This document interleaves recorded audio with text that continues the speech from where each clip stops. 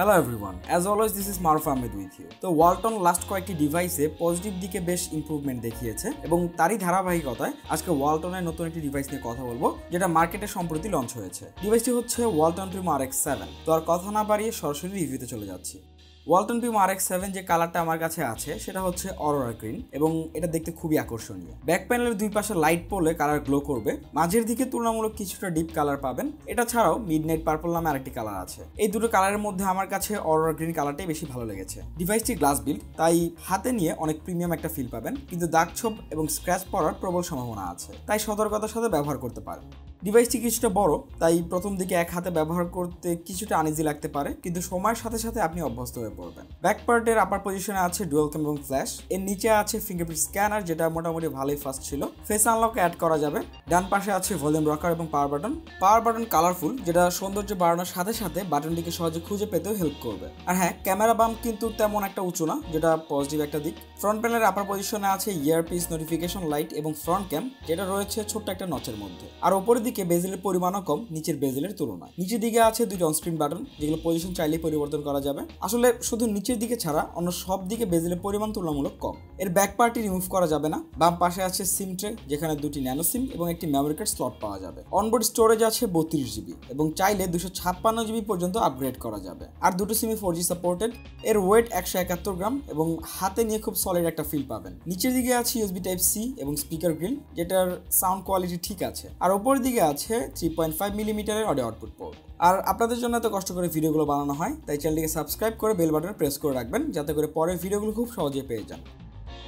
Walton Primo RX7 এর সহজেই নজরে পড়বে এই ডিউ ড্রপ নচযুক্ত ডিসপ্লে, যেখানে 6.3 ইঞ্চ যুক্ত 2.5D কার্ভড ইনসেল IPS প্যানেলের ডিসপ্লে ব্যবহার করা হয়েছে, যার aspect ratio 19:9। Display resolution 2340x1080p, অর্থাৎ ফুল HD প্লাস ডিসপ্লে। ডিসপ্লের চারটি কর্নারই রাউন্ড টাইপের, তেমন কোনো কালার নেগেটিভিটি চোখে পড়েনি এবং কালার যথেষ্ট অ্যাকুরেট ছিল। টাচ রেসপন্স ভালোই ছিল। ডিসপ্লে সাইজ বড় হয় মিডিয়া বা গেমিং এর জন্য ব্যবহার করে মজা পাবেন। ফুল HD ভিডিও প্লেব্যাক ছিল স্মুথ এবং ডিটেলসও ভালো ছিল। শার্পনেস, কন্ট্রাস্ট এভারেজ লেভেলের। এই দামে ডিসেন্ট একটি ডিসপ্লে দিচ্ছে RX7। ডে লাইট ভিজিবিলিটি ভালো ছিল। আশা করি বাইরে ব্যবহারের সময় আপনাকে ব্রাইটনেস দিয়ে তেমন কোনো সমস্যা ফেস করতে হবে না। সব মিলিয়ে ডিসপ্লেটি বাজেট অনুযায়ী চলে।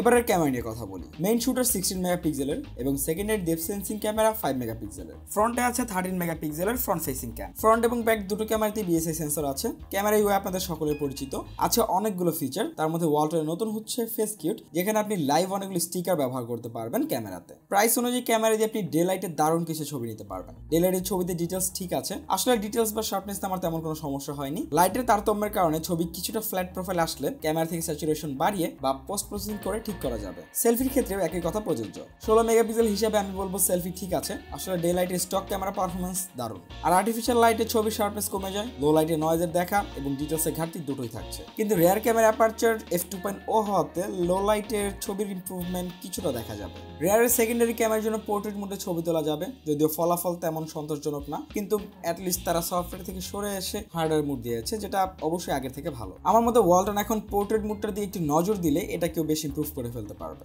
এবারে হার্ডওয়্যার নিয়ে কথা বলি। এর মধ্যে 2 GHz অক্টা-কোর প্রসেসর ব্যবহার করা হয়েছে, যেটা 16 ন্যানোমিটার বেসড এবং সাথে আছে Mali G71 GPU। এগুলোর সাথে অ্যাড করা হয়েছে 4GB RAM। সো এই ডিভাইসে এই CPU এবং এই 4GB RAM এর সাথে মিলে দারুণ একটা পারফরমেন্স দিবে আপনাকে। এর ফলে আপনি আপনার ডেইলি লাইফের পারফরমেন্সে পরিবর্তন লক্ষ্য করবেন। আশা করি নিশ্চিন্তে মাল্টিটাস্কিং এর কাজটা করে যেতে পারবেন। এই হার্ডওয়্যারের জন্য গেমিং আপনি দারুণ একটা পারফরমেন্স পাবেন। আমি PUBG খেলেছি কোনো মেজর ল্যাগ ছাড়া, কিন্তু হিটিং আপের ইস্যু ছিল। PUBG ছাড়াও আরো কিছু গেমস খেলেছি। আপনারা চাইলে সামনে এই ডিভাইসের জন্য একটি ডেডিকেটেড গেমিং রিভিউ নিয়ে আসতে পারি। দেখতে চাইলে সেটা কমেন্ট করে জানাতে পারেন।